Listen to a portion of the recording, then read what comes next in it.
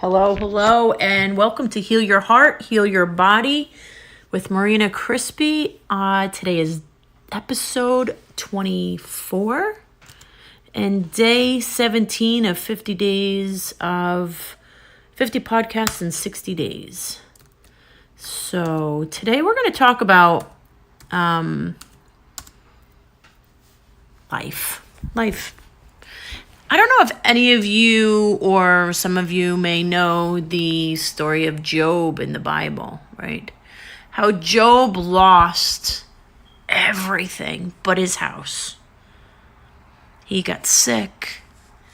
He lost his children. He lost his countless heads of calf and all his animals, which is like the amount of property and the animals and all that Job had was like tons and tons of money, because back then what you owned, what you had in herds, cows, steer, sheep, chickens, that was how wealthy you were. And how many houses? I think Job had 10 houses on his property.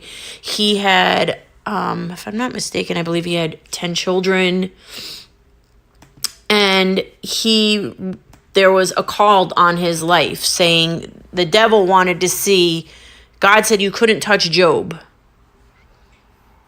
but you can do whatever you want. And Job stayed faithful. His friends were like, you are crazy, man, to just keep staying faithful like this. Look what you've lost. His wife was like, I'm done with this. This is crazy.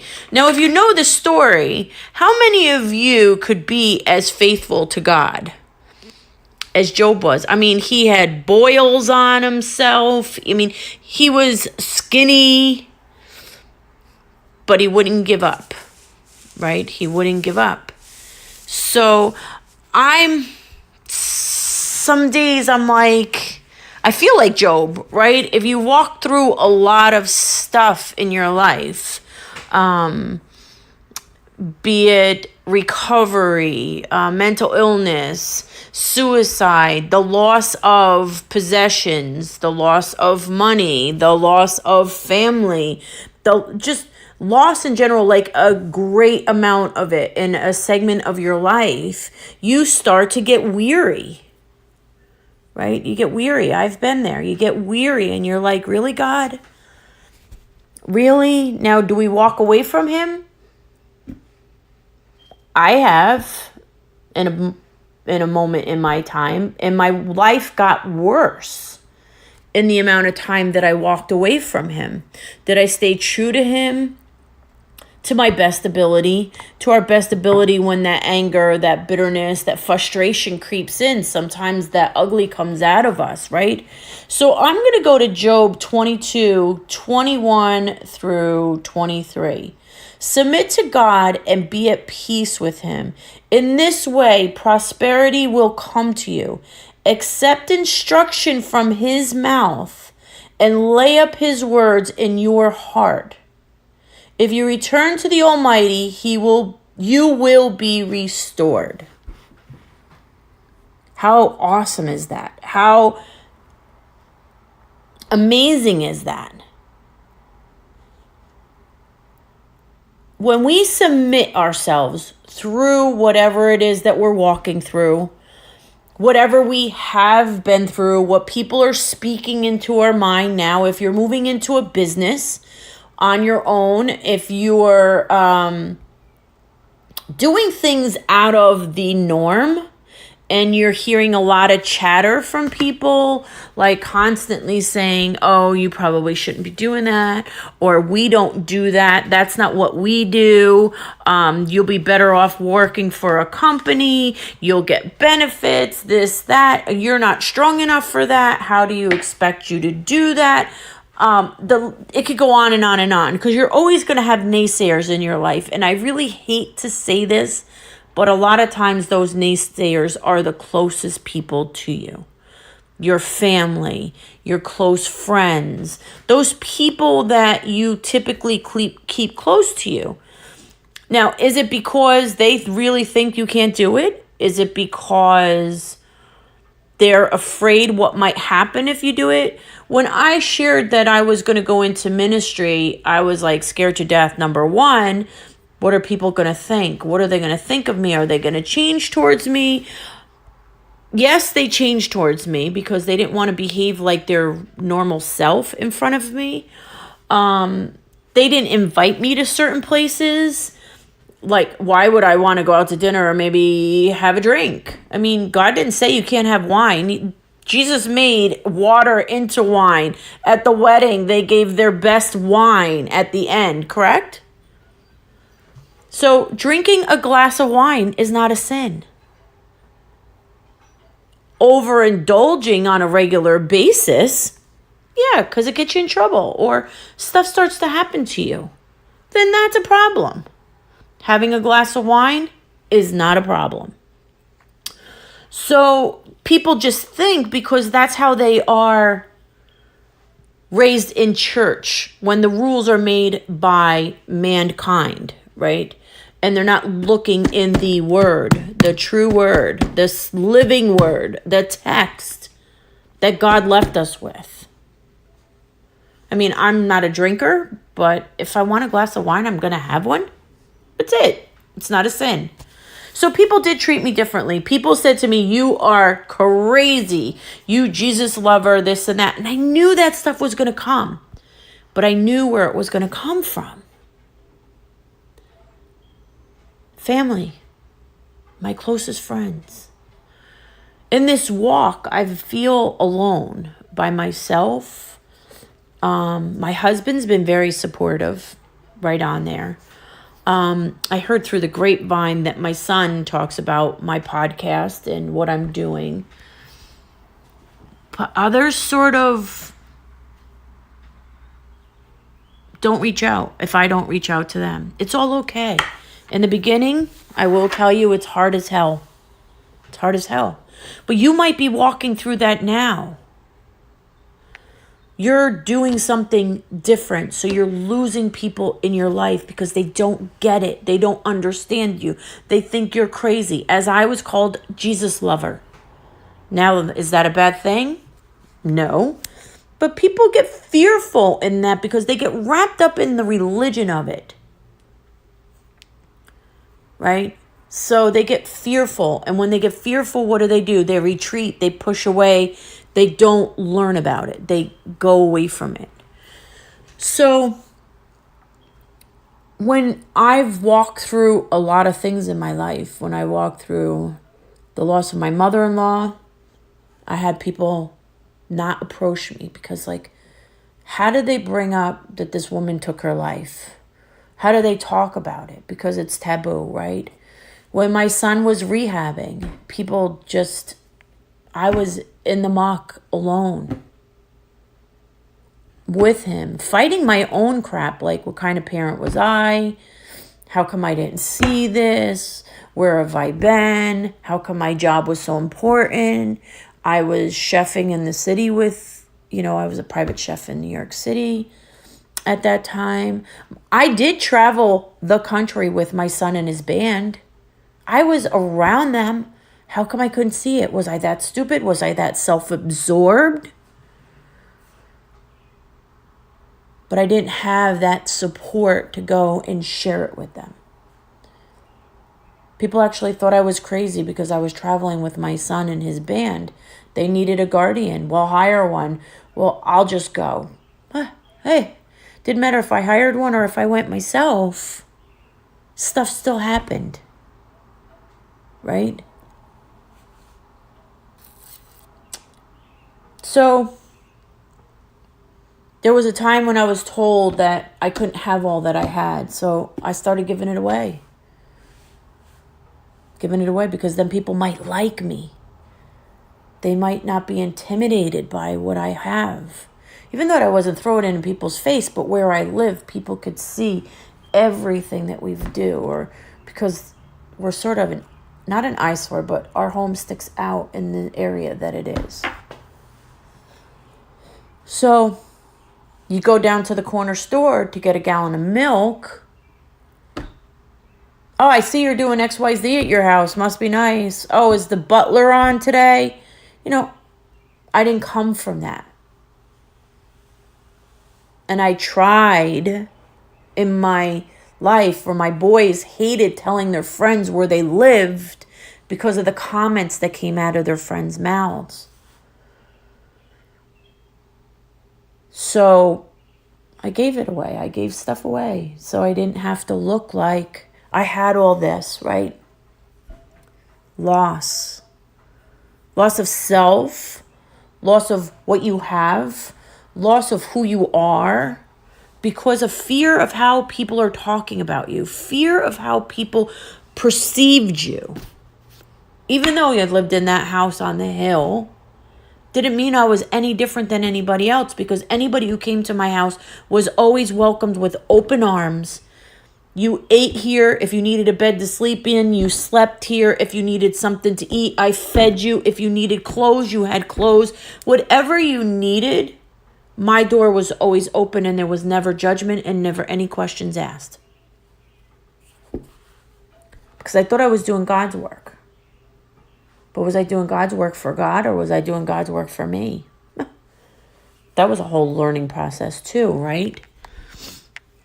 So when we submit to God and be peace with him, see, that's where I struggled. I would say, God, I'm doing this for you, but I was never in peace. Never in peace. I was trying to always fix everything for everybody and make everything look good for everyone and make sure everybody was taken care of and make sure so I was liked. Not having God's peace within me or having his peace in me for what I was doing. So all that I was giving and all that I was doing never gave me peace in heart. How many of you struggle with that? How many of you have walked that? And I used to say, God, I do all of this. Isn't that walking in your walk? Isn't that what you want me to do? Until one day he said, make it about me, not about you. Make it about me and the people, not about you. But I didn't see me making it about me. I did it as doing it out of my heart because I truly love people. I truly love giving. I truly love helping people. So I had to wake up to that. So submit to God and be at peace with him. In this way, prosperity will come to you. Prosperity doesn't always mean more money, more things. Prosperity means more to be able to give to others. Prosperity in your health, prosperity in your wallet, in your bank account, in your home, in your relationships. When we have peace, his peace, we can have more peace in what we're doing for others, more peace in ourselves. So when we carry ourselves out there, it doesn't matter what people are saying about us. Doesn't matter if somebody's saying, oh, it must be nice to have that house. Oh, it must be nice to live there. Oh, do you have the butler on? Who cares? That won't even affect you because today it doesn't bother me. It doesn't bother me. I just say I'm blessed. Thank you.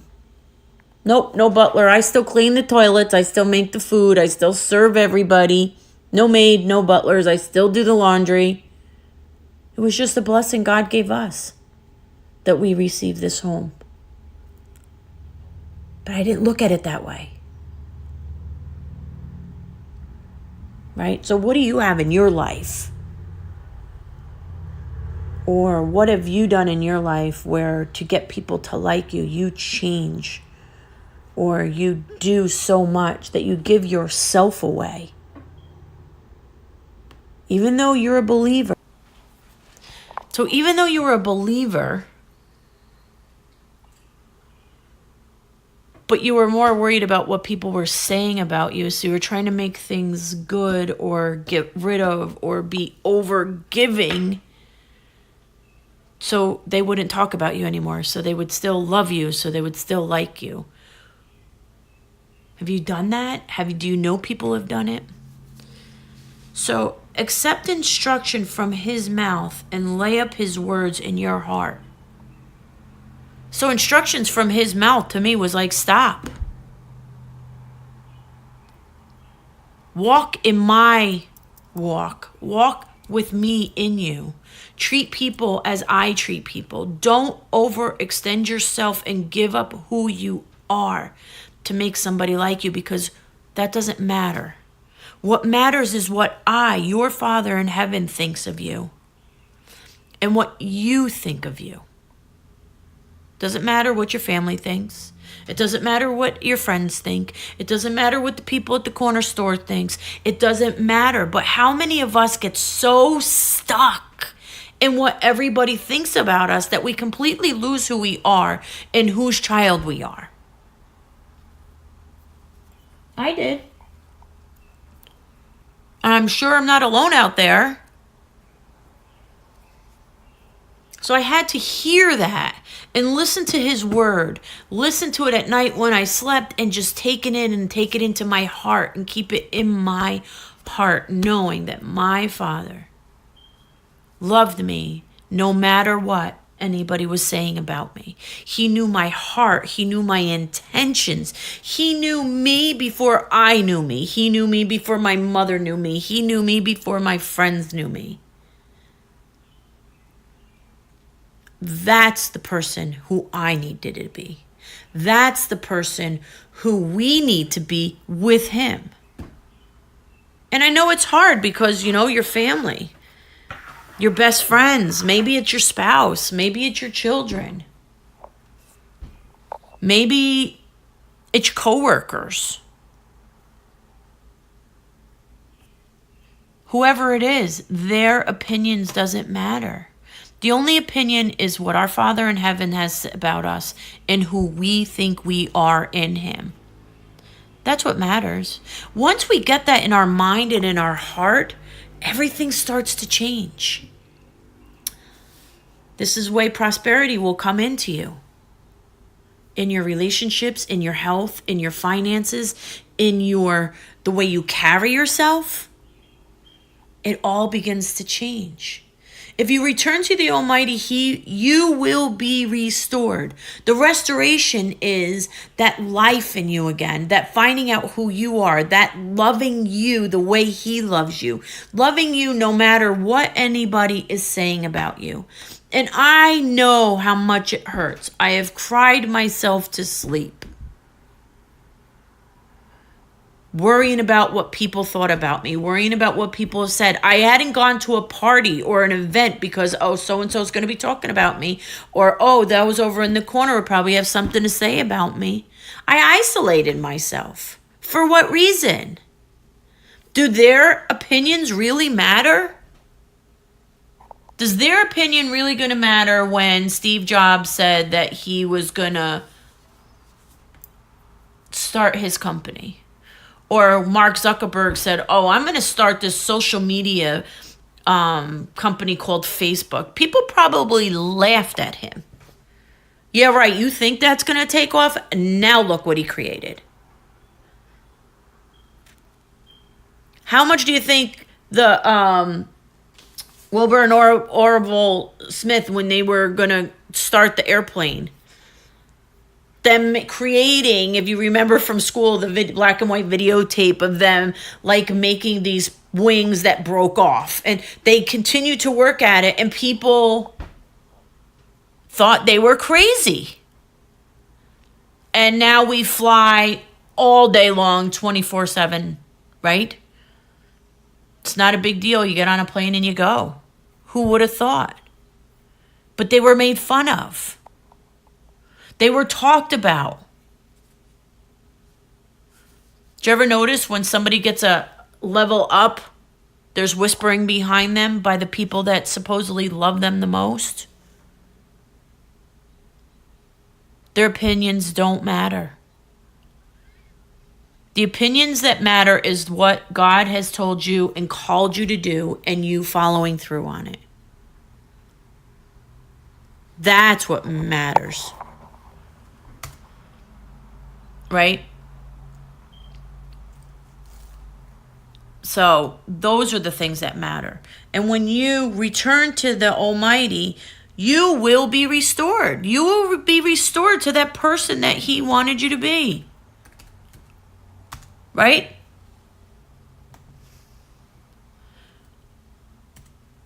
I just want to correct something. Wilbur. The Wright brothers. Wilbur and Orville Wright, not Smith. Smith Brothers was the cough drops. I just wanted to correct myself. It was driving me a little batty. So they were all made fun of. How about Oprah when she wanted to be just a newscaster, to work in journalism? She was told on a regular basis she wasn't going to be able to do it. Look at her now. Look at her now.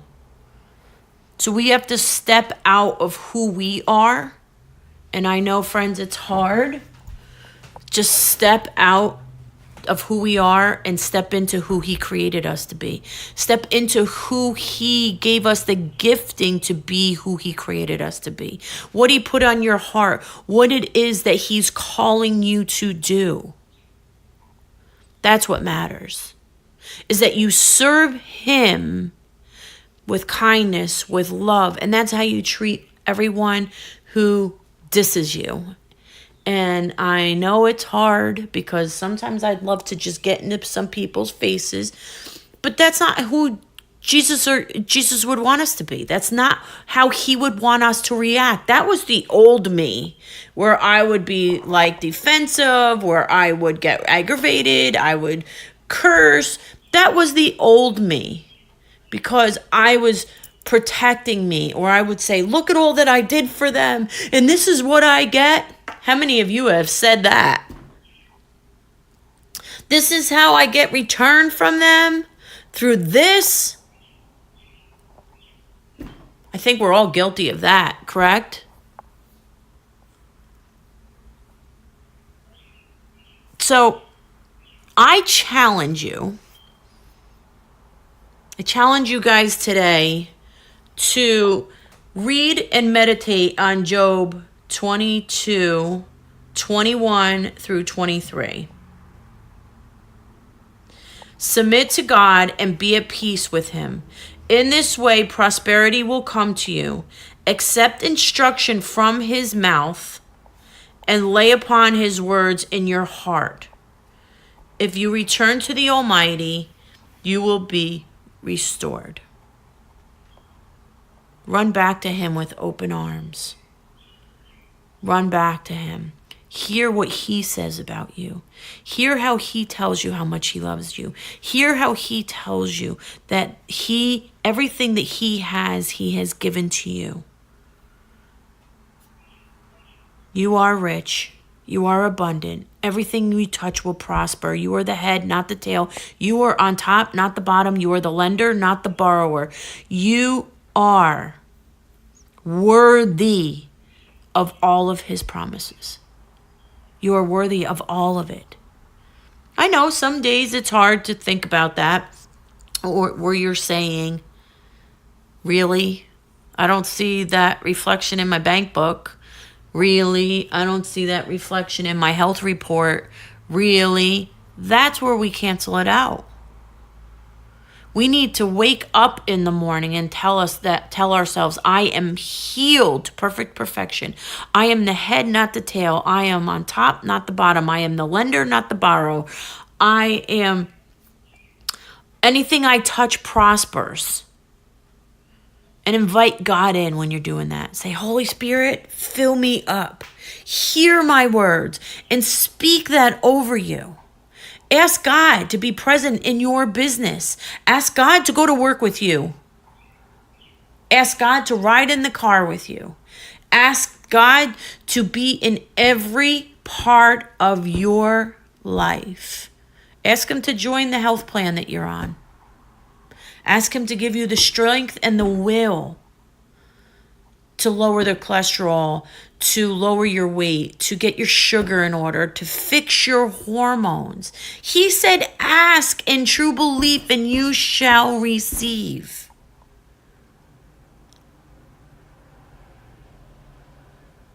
ask. Ask him to join you. Run back to him and just jump into his arms. Say, Father, I surrender my entire life to you. From the top of my head to the soles of my feet, I am all yours. Whatever you call me to do, I will do as long as you join me. As long as you put your hand on top of my business, as long as you put your hand on top of my health report, as long as you put your hands in my marriage, as long as you put your hands in my finances, I ask you, God, to join me in all of it. I am linking arms with you, Jesus. I am linking arms with you from here on out. Whatever you say from your mouth, I will put in my heart. I will hold it in my heart and walk in it and believe it. And I will return to you, Father God. I will be returned to you to be restored. Fully restored. Everything I lost will be restored 100-fold. Everything you lost. Through all that, the friendships that you lost, the family that you lost, the money that you lost, the houses that you lost, the business, the health. Everything you have lost will be restored to you 100-fold. Just run to him. Ask him. When I go to post my podcast, I'm like, okay, God, put your hand on it. Let everybody who needs to hear this hear this. Angels, take it to who needs to hear this and let them hear what God has to say today through my words, through the words he puts in my mouth. I ask every day. When I get in the car, I always say, God and angels, please get me to where I'm going. Keep the road safe. No tickets, no problems on the road. Let me get to and from safely. When my sons leave, I do the same prayer. When my husband leaves, I do the same prayer. When my friends leave, I do the same thing because I use God in everything. The car ride to the grocery store, the car ride to work, the car ride wherever I'm going. When I go to put a check in the bank, I'm like, okay, God, thank you for this. Angels and God, put your hand on this so this check multiplies. Where this has come from, more will come. I say, God and angels, put your hand on my voice. And let the people hear what they need to hear from the words you're putting in my mouth.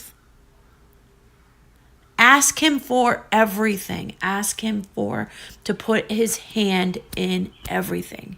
You know, we do have angels.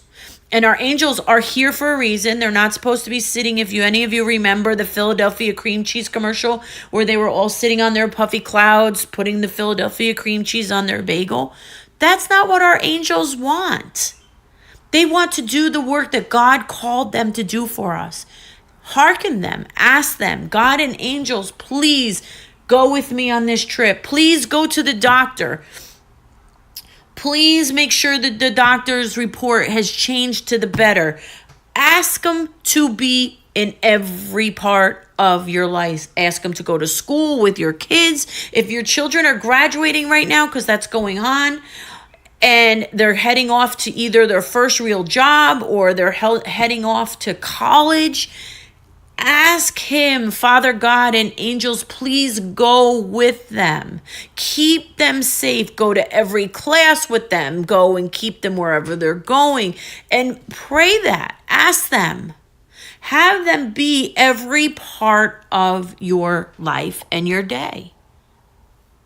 And you will be rewarded. You will be restored.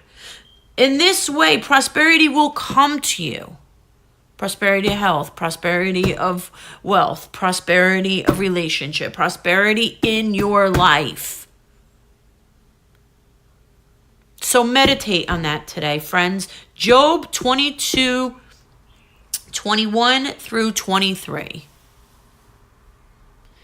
And ask him to be in every part of your life. Friends, have a beautiful rest of your Saturday. And if you're further ahead of us in the time zone in Europe and in Asia and in other parts of the globe where you're already on to tomorrow, have a blessed Sunday. And I'll see you tomorrow. And if you got anything from this, leave me a comment. Or if you think somebody needs to hear it, share it out. If you want to work with me, you want to talk to me, go to my website, marinacrispyhnp.com. You can find me there. You can find me on social media as Marina Crispy. Get in touch with me. Talk to me. I'll help you get through the trauma, the struggle that you might be going through to help you get where you have God's peace in your heart. You too can have everything everyone else is having and more. Don't stay stuck. Don't stay stuck. Keep moving. Till tomorrow, folks. I love you and be blessed.